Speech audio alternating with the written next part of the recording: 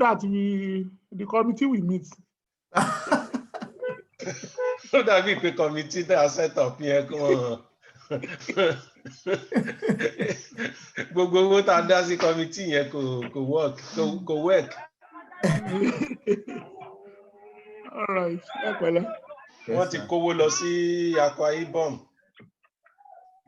Okay. Àwọn kan dẹ̀ ti gbé lọ sí Bayelsa. So bọ̀bọ̀ Jonathan yẹn kàn jókòó tẹ̀ ní kò.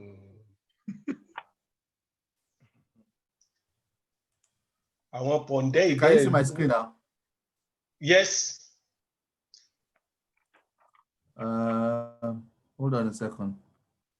I'm trying to. Why is it showing your face? Please mute your mic. It's showing your face on my. Me? I don't know what's going on. Okay, maybe I left it at speaker. Yeah, that's probably what happened.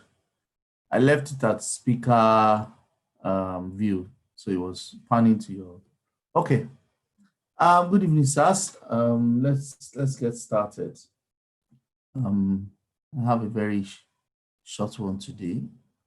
We'll go through our normal ritual of what's going on and why it seems like the market is crashing all of a sudden. And then we'll talk about our, I would say, topic of the month, DeFi. And then we'll take questions from there. I think that's a good place to start. So good evening, everyone, both on Instagram and on Zoom. If you want to join the Zoom session, the details are at the bottom of the screen. We have our usual 4 cardinal points to go through: the market review, the crypto vital signs, crypto drip, and then we'll take questions and answers.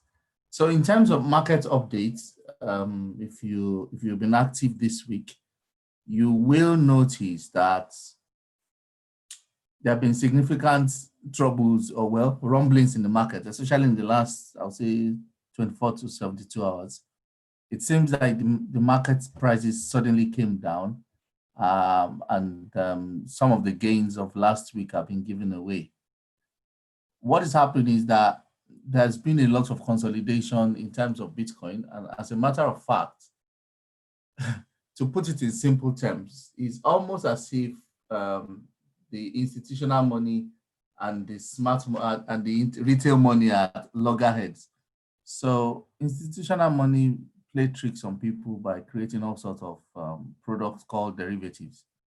Now, those derivatives are, I don't want to use the word hanky-pankies, but derivatives are just, they say it in Yoruba, there's no better English translation for that thing. Is the trickery to collect your soup. So the whole idea of creating derivatives is to collect people's money and make money off it. So what's happening because of institutional introduction into cryptos, they're creating derivatives and they're trading options and features. Options and features are beyond the scope of our discussion today, but those are parallel markets, if I may say, that are created for both commodities and currencies naturally. So now they created that for crypto, and that's what's messing with the price of crypto. But as you will see, as we go on, there are a number of interesting things that I'm going to share today. So for instance, we've seen that the volatility has caused things like Bitcoin and Chainlink to crash. Bitcoin was at some point sitting at almost 12,400 plus during this week. It's come down now. I think it's somewhere around 11,000 something now. Ethereum has dropped to like 403 as well after breaking through 400. Chainlink has lost about 17% of last week's gain. And then it's currently trading below 14. Some people are speculating that it might drop to $9. Well, I don't know, but I've added some Crypterium to my portfolio, if it's only 10 at least. I know that I got that one cheaper than the one I bought last week. So it's a good opportunity to buy things like Chainlink. So I bought some Chainlink. I'm just saying that on the side. Then the sentiment is that the Fed had a meeting during the week. So you have this thing in the currency market and the currency fundamentals news market called FOMC minutes. FOMC minutes are the minutes of the Feds detailing what they discussed in their meeting and what they are going to do. So they usually publish it to the investing community and to the world, and it has very serious policy impact. So because of that FOMC minutes, it caused gold to crash, and equities market also was volatile. Then it caused Bitcoin to lose maybe about $6 or $4 billion in market cap. But in all, what's happened is the market has taken a correction because of that FOMC, because usually FOMC will talk about things they're going to do with the dollar. So I didn't read the FOMC minutes, but I knew that was what happened. And it's probably interpreted as maybe there might be a strong dollar in the short term. But nevertheless, at the same time, when all that is happening and institutional investors are going short or they're going neutral, retail investors are not selling. And that's exemplified by exchange balances dropping to a 21-month low. I'm going to show you that now. So because this is cryptocurrency and it's blockchain, all the transactions are easily available to everybody that has access to the blockchain. So because of that, you have companies like Glassnode that can see what is happening in terms of total Bitcoin balances sitting with exchanges. And what that tells us is that the balances of Bitcoin that exchanges have now has dropped to almost a 2-year low. So we're currently around here, which is the last time we got here was November 2018. There are two things that this means. It means that people that have Bitcoins are not keeping it on the exchanges, or the ones that were keeping them on the exchanges have moved some more out of the exchanges, especially since, it looks like it's been happening since April or March. They've been moving out of the exchanges. And remember what we said in terms of the Bitcoin halving phenomenon, dropping the rate of production of Bitcoin. So there can only be one, I wanted to say it will end in tears, but there can only be one destination here. Bitcoin is going to be very scarce, because if you don't have Bitcoin to sell at the exchanges, then it's going to be the highest bidder. People in Nigeria can testify to me now that Naira has, in fact, I don't want to use the word falling, has smashed against US dollar and pounds in the last, almost for how many weeks running now? Almost running to months now. I remember telling somebody in May saying that, transfer all your Naira to crypto so that when, the market starts to misbehave, you can get your money back at a higher value. The person, a family friend, the person probably thought I was joking. I look at what's what the value of, let's say, $1,000 then, or £1,000 was then, to what it is now. Back in March, £1,000 will have been around for 470K or 480K. Now it's over 600K.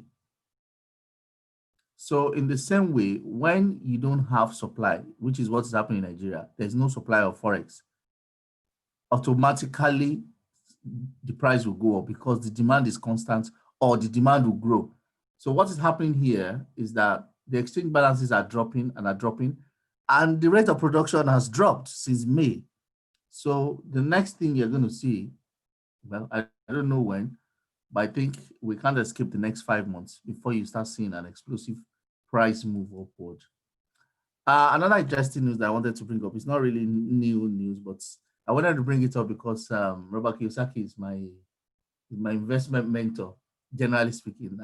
It was one of the first people that first challenged my brain on the issues of investment and making money. Even though at the time he was really large into real estate and business investments, but I did reckon that he did mention back then, and I'm talking almost 20 years ago now, that there is new money coming into the market and there are people getting rich within minutes and hours. At that time, he was probably talking about the dot-com boom and the era of internet and e-commerce. But because of the progressive that he is, he's also been very bullish around, Bitcoin since at least since as far back as maybe 2018 or 2017, he's always said, you know what, this thing looks like it's behaving like gold. If it looks like gold, it's behaving like gold. It must be gold. That's, Bitcoin must be the digital gold of an era. And I mean, he's been screaming it all throughout the year that people should buy Bitcoin. But I just saw this quote and I felt it was quite interesting. It was talking about the Fed and the Treasury of the United States distributing, he called it helicopter fake money to direct to the people to avoid mass rioting. So he was saying, you don't even have to think about it. That's not the time to think about it. You need to go for it and get gold, get silver, and get Bitcoin. And the reason he's saying that is what I've said before in terms of supply, demand, and price. Currencies are determined by governments, and that's why they call them fiat currencies. Because they are determined by governments, the government can determine what the supply is, and they can determine what, how they're going to issue the currency.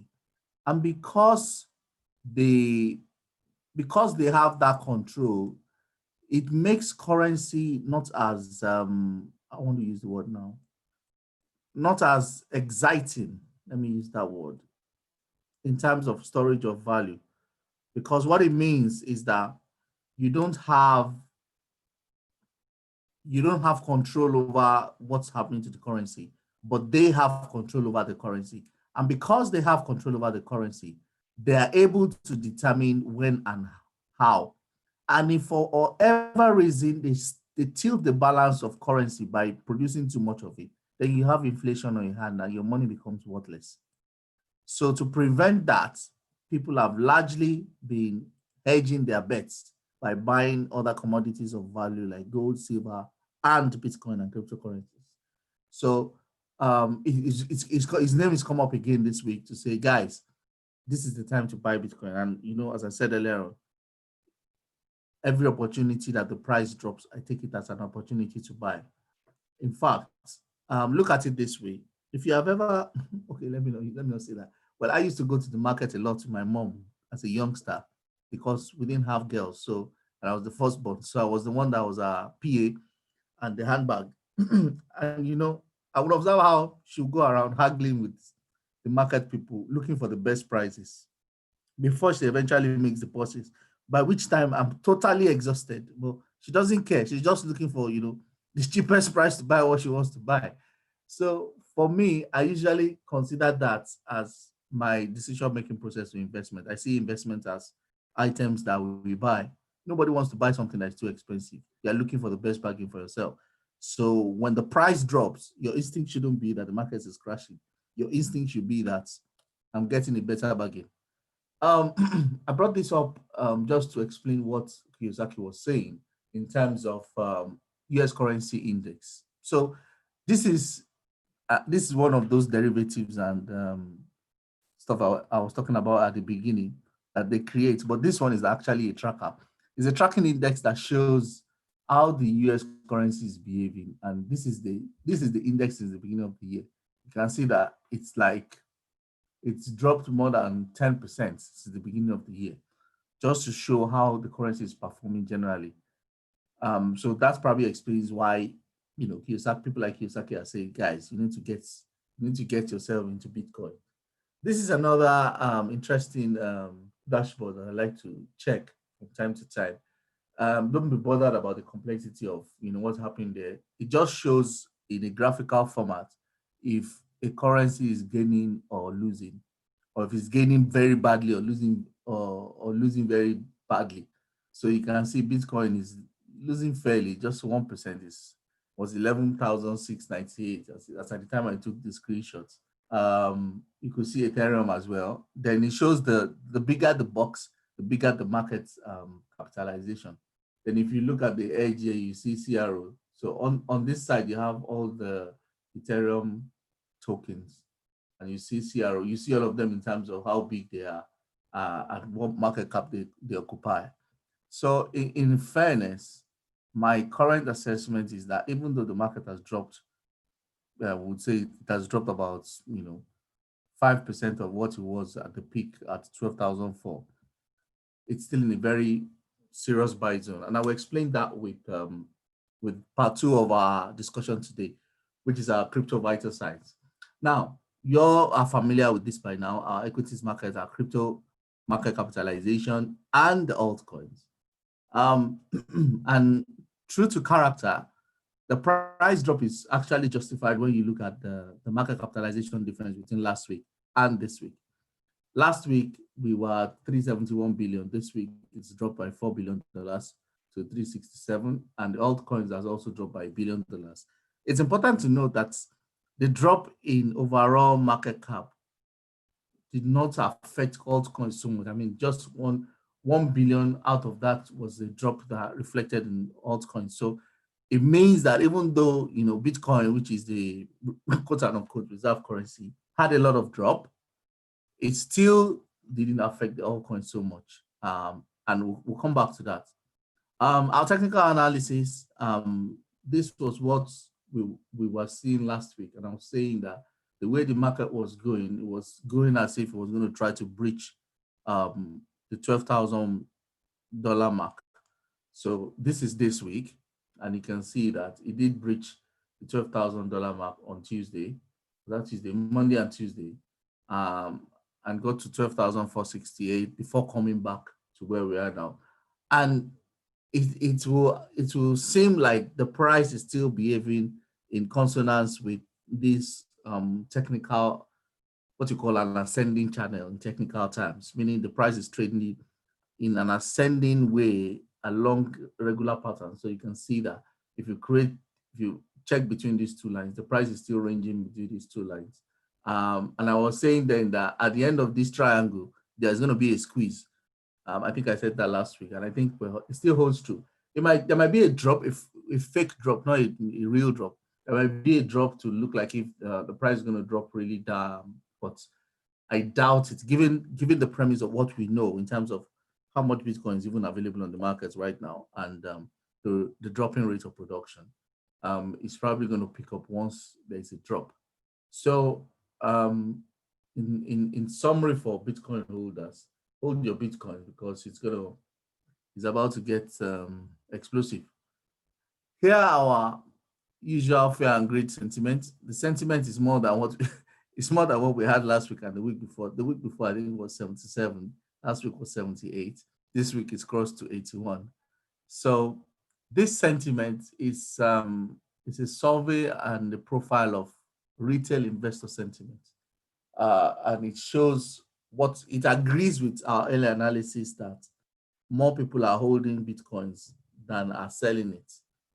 So that agrees with the overall picture of a bullish, an established bullish trend. And then in terms of the fair and greed index, I think I shared this last week, saying that this was March when everybody was scared of Corona, and this was towards the halving, and this is now when people are not sure whether to be scared of Corona or not. And this is a 3-month view, which shows a more drill down approach because it shows from after the halving. You can see that initially it dropped, but it's picked up and it's been sustained significantly since the market started picking up from 9,000.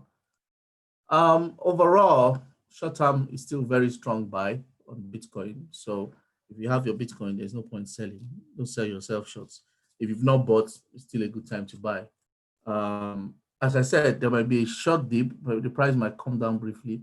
But don't put a gun to my head, as someone will say. It might not come down. It might just go on straight off. I always show this as a cross reference of where we are in our market cycle, and I think I've explained this before to say this explains the market cycle in every type of market. And right now we're here. We're close to optimism now. I think we're somewhere here where the market is about to start taking off in a vertical manner. By the time you get to believe, Bitcoin might be selling at 20,000. I'm just saying. So, but we're here now. When we get here, I will tell you, and I'll tell you that, okay, I've exited the market by 75%, and I'm just standing on the sidelines waiting for what's going to happen. If it goes up, fine. But I know that I've banked my profits, quote and unquote. In terms of macroeconomics and overall picture, I wanted to share this particular view to explain something. And the reason I wanted to do that was because I've got a number of people ask me about, are you concerned that prices are dropping? What does it mean if prices are dropping this way? So I decided to use this analogy, and the analogy is simple. The galaxies control or have within them planetary systems, and our Milky Way galaxy, for instance, has the solar system. The solar system has the planets around it, and the Earth. Within the Earth, you have the weather system. Now, why am I going with the weather system? If you don't know, the weather system that we have is partly as a result of the spinning of the Earth and the position of the Earth with the sun in the rotation, or is it rotation that they call it now? I don't know. Revolution of the Earth around the, the sun. So that's why we have the seasons, because depending on where the sun is, the Earth is in its journey, 365-day journey around the sun, that will determine how the Earth will behave in terms of season. However, in terms of weather, the Earth is largely influenced by the spinning of the Earth on its own axis. And the reason that is if you put a circular, if you put a circular basin and fill it with liquids and start spinning that liquid like a transparent pot, fill it with colored liquid and start spinning that liquid at a regular speed. Maybe you place it on anything that is rotating on horizontal axis. After a while, you see that you start to have patterns in that colored liquid that look like clouds, because the spinning of the Earth is creating wind patterns that is causing the weather system. Now, why have I gone through all this geography story to explain my point?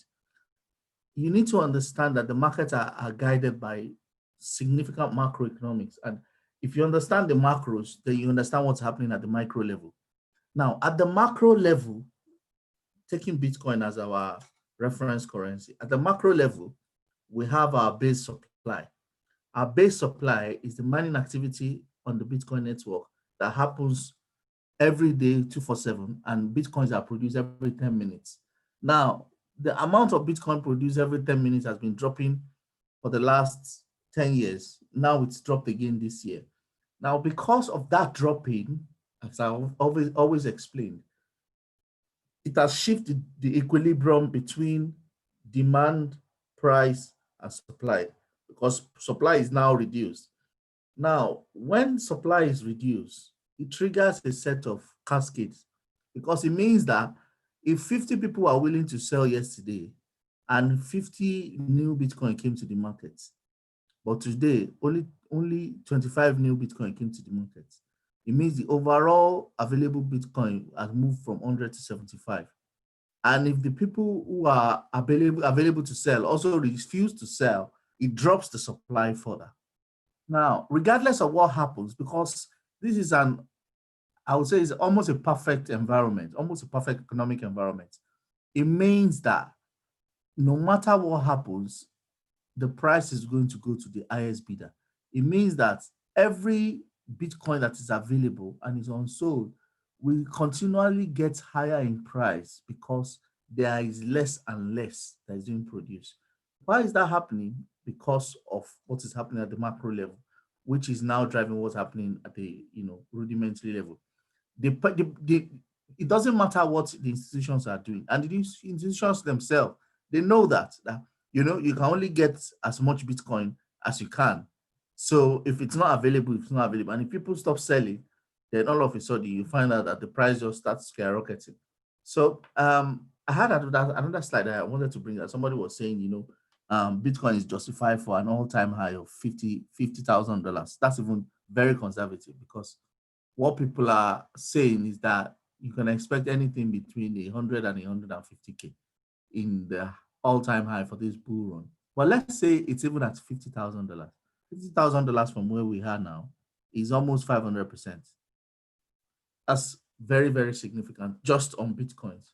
So anytime you're thinking about what's happening at the markets or the volatility that you see day to day, that the price drops by 10% or by 20%, remember this picture and remember that the bigger forces are still in play, regardless of what's happening. So regardless of whether the rain is falling today or the sun is shining tomorrow, or it is cloudy and windy weather on Sunday, remember that we're still in, if you're on this side of the globe, we're still in weather summer. If you're on the tropics, you're still in the rainy season. It's not going to change that. So the macros will always be in place, regardless of what is happening on a day-to-day basis. So as they say, keep your eye on the big picture. I think I've spoken too much on that one. In terms of our crypto drip, yeah, I need to run through this.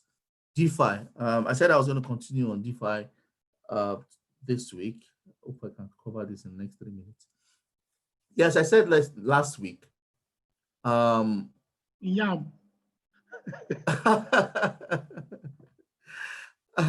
As I said last week, the cryptocurrency blockchain ideology has created an offshoot of so many technologies and so many ideas. And one of those ideas is actually born out of a true need, which is DeFi. DeFi is decentralized finance. And what most people are trying to do with DeFi. So DeFi is not new. The whole essence of blockchain is actually DeFi, because you want people to have control over their money and be able to determine how their money is governed and all that. But what has happened is, because of blockchain, it's difficult for you to get tangible and trusted information off the blockchain into the blockchain. So for you to get information off the blockchain that is not expired and is not out of date, that information needs to be validated, and it needs to be, how do I put it? It needs to be authentic. So one of the things that DeFi applications have done is to try to bridge that gap. So I'm going to play a video. I'm going to play a video on the screen now, and I'm going to talk through that video before I come to talk about the sectors and the project. Yeah.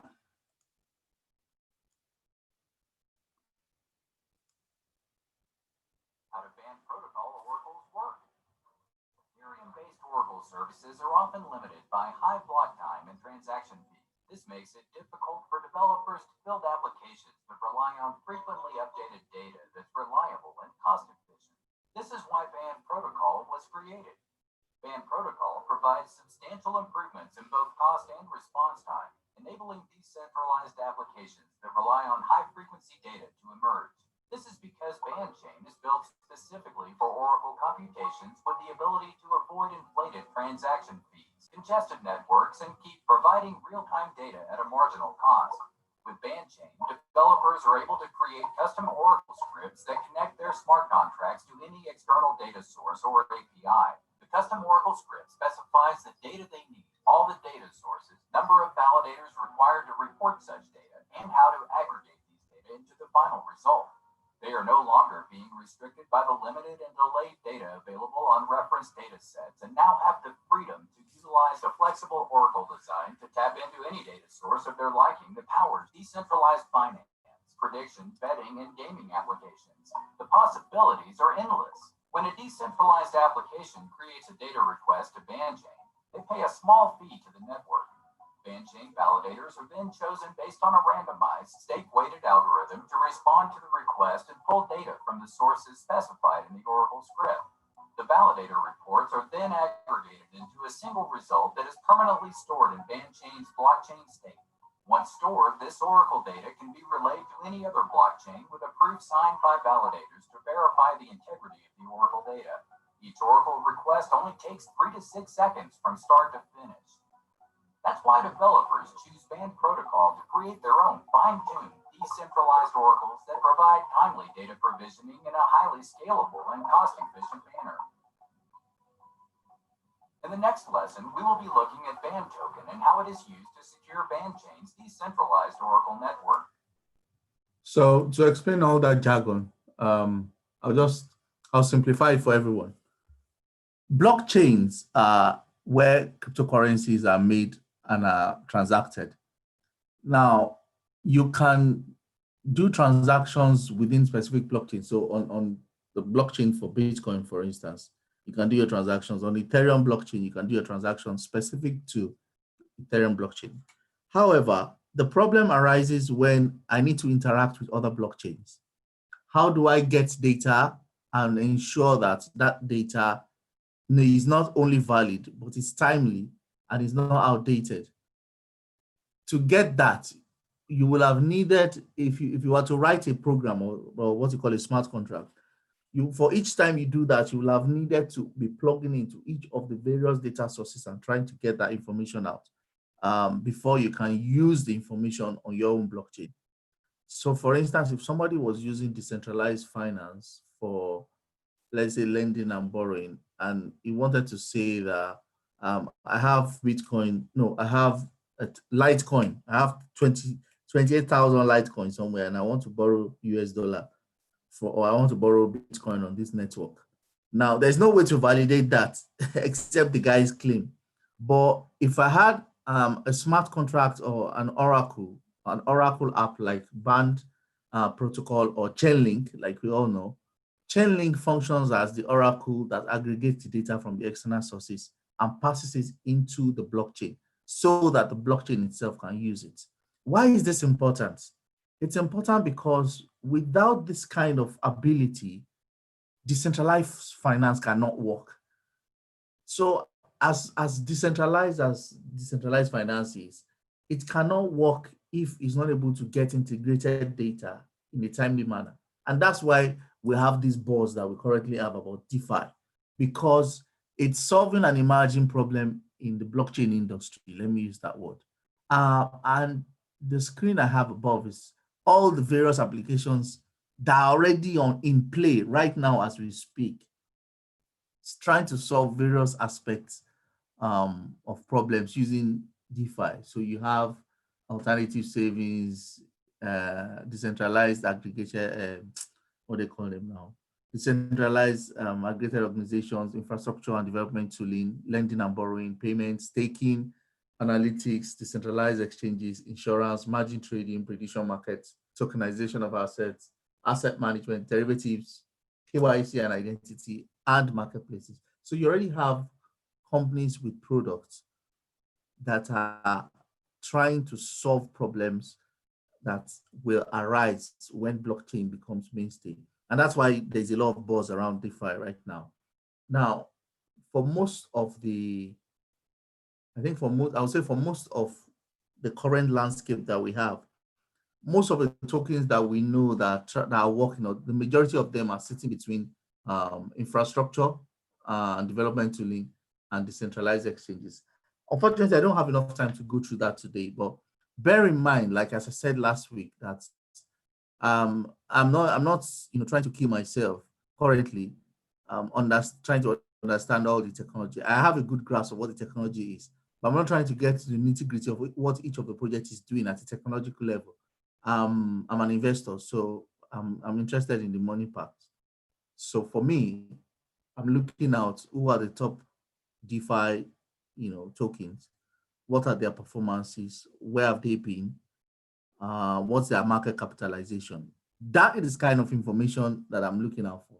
So as I said last week, I was going to start publishing this and try to do a week-on-week analysis on how they're behaving.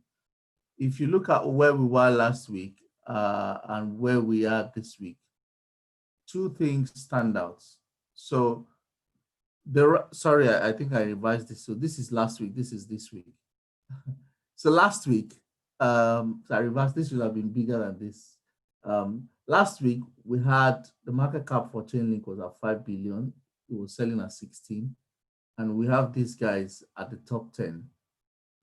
What's immediately obvious is that BAM protocol and Swipe have been knocked off the top 10 and have been replaced with, I think, Ren, Yan Finance, and Wrap Bitcoin. Yeah, same thing with Kyber Network also displaced somebody. I can't find it. Yeah, I think Carbon Network displaced Compound. No, Compound is still there. Anyways, so these are the top 10. More emphasis, I would say, more emphasis should be placed on the top three. And I said that before, because one, they have the the most market capitalization, so they are the most stable. In fairness, Chainlink, DAI, and ZRX have actually started their project way before the beginning of this bull run. But people like Y Finance and Wrap Bitcoin, those are, I can bet you, I doubt it if they will still be sitting here next week. I doubt it very much, because there's a lot of buzz around this particular Y Finance saying, yeah, his price is now above the price of Bitcoin, but I think it's just hype. I'm not even sure. I'm not even sure the product is working yet. So for many of these guys, they have work in progress solutions that have not reached end stage. So for instance, the guys that I showed you just about now, which was Band Protocol already have the token, but they need to create their own blockchain. So it's like a blockchain of blockchains to get to their end state. So to aggregate that data, they use their token to fetch the data, then pull the data on that blockchain, validate it on the blockchain before sending it out to the native blockchain that wants to use it. But for an investor, keep your eye on Chainlink. If it comes down, I think you should buy. And don't plan to sell until at least you can see $100. Don't quote me, but Chainlink will definitely, in this run, Chainlink is definitely going to exceed 100 to 200 or to $50 at the current rate. And you can see in terms of market dominance, his own market capitalization is like 10 times or almost, what am I saying? Yeah, the market cap is almost five times or more of the next most capitalized token in that region. But for this bull run, I will advise us to keep our eyes on these coins. Every coin that shows here every week, I will advise that you pay attention to it. The top three are absolute must. You must have them. I think, well, let me not say that because I missed the opportunity of having this other two, but I can still get this actually, thinking about it now. But Chainlink and Maker, yeah, more importantly, because Maker has only a supply of 1 million. So any new capital appreciation will pump the price very high. So if you're looking for capital appreciation, consider Maker and consider Chainlink. For ZRX, which is OX, because it's highly liquid from a token standpoint, 760 million, you can expect that ZRX will do anything between $50 and $100 at the minimum in this run. So if you're interested in other cheaper ones, ZRX is still cheap. In fact, at some point, yeah, I wanted to say at some point this week, but actually it's in the last 24 hours, ZRX has done over 50%. There seems to be some activity going on there. So in terms of positioning, good positioning for DeFi coins, because the use cases are just beginning to come out. And once people start to adopt blockchain on a large scale, these solutions will become very valuable. Thank you very much. Questions and answers. Happy that I finished in 40 minutes. Okay. If you have questions on Instagram, please type your question or join the Zoom call. The Zoom call, I think, where's the Zoom detail? Yeah, so that's the Zoom details if you want to join the Zoom call. But if you have your questions, let's have them. We'll still have about 20 minutes left. I plan to close in 50 minutes today. So for the guys on Zoom, the floor is open. Dr. Dyer, you muted my mic. Thank you very much, Dr. Demi, for this lucid information shared. During the week, I usually chat with you, asking questions that I want to maybe buy. Most time I will see some coins that I have interest in, and I will check the available exchanger, I will notice that it's not even among the current exchangers I have account. So I don't know the meeting points. So many times we see some coin that you think you read about them and understand everything, and just to buy, you now saw that one useless exchanger. So, I don't know. Okay, like I saw, I watched some YouTube videos, and I saw this trust swap. So it's on Trust Poloniex. Trust wallet. Trust swap. Okay. Yeah, trust swap. So, and I read about it, and okay, let me just buy. And I checked available exchanger. Maybe all these DeFi exchanger, what do we call Uniswap. So, Oh, and okay. I can't go to those ones. So I now saw on Poloniex, and I have account on Poloniex. In fact, the first exchanger I opened account in 2017 was Poloniex. So I just went back to deactivate everything, and I bought it there. So it was when I wanted to buy, that was when I called. So I don't know. Then some people are saying that it's possible you can also buy in your own hard wallet. So I don't know. Yeah. Because So I've seen some that I wanted to buy, but because the exchanger is not available, I left. And within 4 days, I will see them 120% increase. I just laugh. So I don't well, know how there's a to do number it. of challenge with Niger, especially with some new Okay. exchanges. Some new exchanges will not accept Niger. Some other ones, um, they are very new. So if you do go on them, two things are likely to happen. You might not be able to get into position on time because the volume there is really very low, and you might not be able to Yes, offset your yes, sales. So yes, all yes. those 120%, Mm, 78% that you're seeing, it's even though fake. the price is It's the spiking to that second goal level, in 8 matches in the Europa League for De Jong, the Dutchman. But then again, even though the prices are going that I high, appreciate the, you. Yeah. the practicality might be that you're not able to exit your position Mm, because the volume on that market is just too small.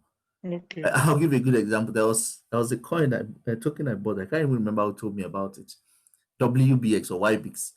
It was just launched and there was a buzz around it. So I just like, okay, well, what do I have to lose?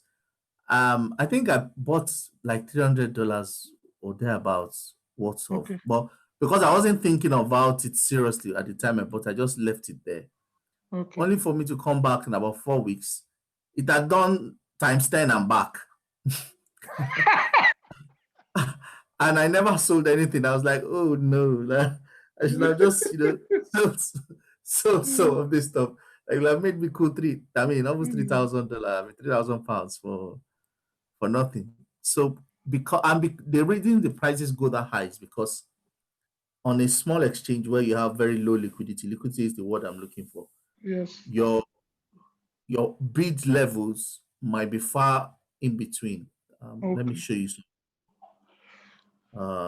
I hope I'm not breaching my security, but I'm looking for one of those exchanges yeah, that I can show. One of them is this exchange called Probit. So on this exchange, for instance, you can see that if you want to buy, this is even a good one. This one has volume. Let me look for another one. You see some that their volume, they're only selling in units of 3, 4, 5, 2, 1 of that token. Yes. What happens is if you want to get in fact, let me tell you the story of this one. I remember it's this one. WBX it's on this exchange. I'll tell you the story of what happened with this exchange. I sold all my tokens eventually, but what happened was I think I bought somewhere around here when it was 20 something. In fact, it was around here 20 something that I bought. And I left it and went away and just came back one day. The thing was sitting here. I was like, okay, what's going on? uh, I need to find out what's happening here. Then the what's it called? The market started coming down. So by the time the market, I think before I even made the decision on whether I wanted to sell or not, the market was already somewhere around here. To now sell was a problem because if you place your pending order, none of the orders could show you. So you can see what I'm saying: 184, 300, 300, 300, 300. So both to get in position and to get out was a nightmare. I just generally, when they say if you have a fly, a bug on your groin, that you have to generally deal with it. No, you won't wound yourself. That's how I generally dealt with this stuff. I just exited my position there. So that's the problem with those kind of exchanges. So yeah, Okay. the price spikes are right, but the practicality of getting in and getting out of position is the issue. I totally agree with you, sir. I had similar problem with KuCoin, and that's why sometimes I always prefer Binance. That is the only exchange I ever enjoy. They give you sold whatever you want to sell and you get out. You buy whatever you want to buy and get out. So I had similar problem with a coin I bought on KuCoin. I want to sell about 13,000, and what you see there on sale is just maybe 5, 3, 14, 25. So where will you start executing 13,000 out of? So I have to sell order and leave for some days before coming back. Well, usually, if it was on Binance and I'm getting impatient, I just do a market order so that it sells at any available price. Okay. Sorry for guys on Instagram. My phone got too hot. They can't hear us. My phone got too hot and switched off itself. Okay. I don't know why iPhone is getting hot. It smells of China. It's because you are using Excite battery. I don't know why the iPhone is getting hot. When you are big. All right, sir. Okay. Any other question before we round up for the day? Dr. Demi, sir. My question is, if you have some stuff in Crow in your wallet and you want to top up your card, you want to upgrade your card, can you use your Crow that you have in your wallet to top up? To upgrade, I mean. Yes, now. The Crow is sitting there in your wallet. Yeah. And it's not part of your original staking. No. Yeah, you can use it. Okay. But if it has gone back from staking, can I still use it? How do you mean if it has gone back from staking? Let's assume that you stake for 3 months and the 3 months period has ended and you come back to your wallet. Now you can use it now. If the 3 months period has expired, that means it's available. It's back in your wallet.